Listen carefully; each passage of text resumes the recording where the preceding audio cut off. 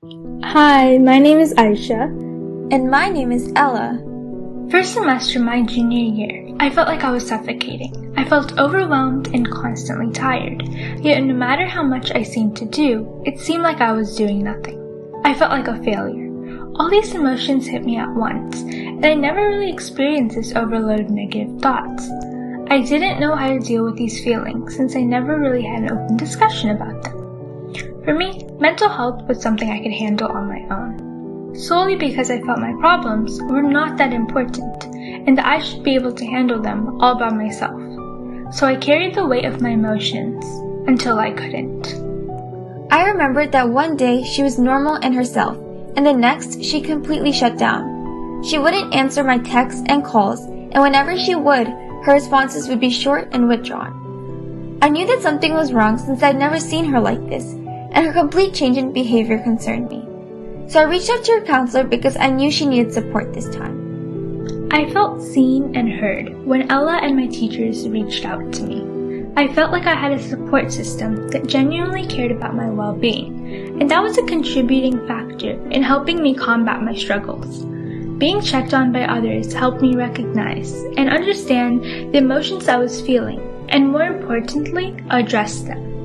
In order to address our emotions, we first have to understand what mental health is. So, what is mental health? Mental health is a range of emotions we feel, and understanding how we balance them. It affects how we think, feel, and act. It also helps determine how we handle stress, relate to others, and make choices. Mental health includes the highs, the lows, and everything in between, the roller coasters of emotions we feel. And good mental health does not include just the highs. It includes acknowledging our lows and taking the steps to create balance between our highs and lows. And it's important to recognize that when we're at our low, it's okay to focus on ourselves and take the time to engage in self-care, even if that means reaching out for help. Often there is stigma associated with mental health.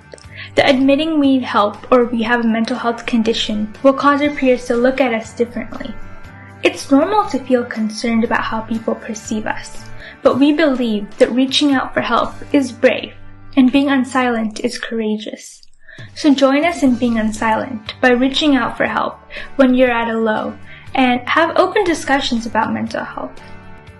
Because having open discussions is the first step in addressing mental health. It's also important to remember that all of your emotions, even if they're not big or intense, are important. Just because you are not experiencing extreme sadness, depression, or anxiety doesn't mean that you should be able to handle your emotions all by yourself. Every emotion you experience is worth sharing. So coming back to our original question, what can we do to address the growing mental health concern in you? Well, it starts with you.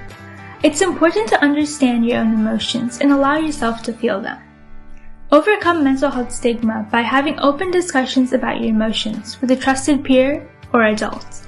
Mental health is not something to be embarrassed of, so let's normalize embracing it, because there's always someone to listen if you seek it out.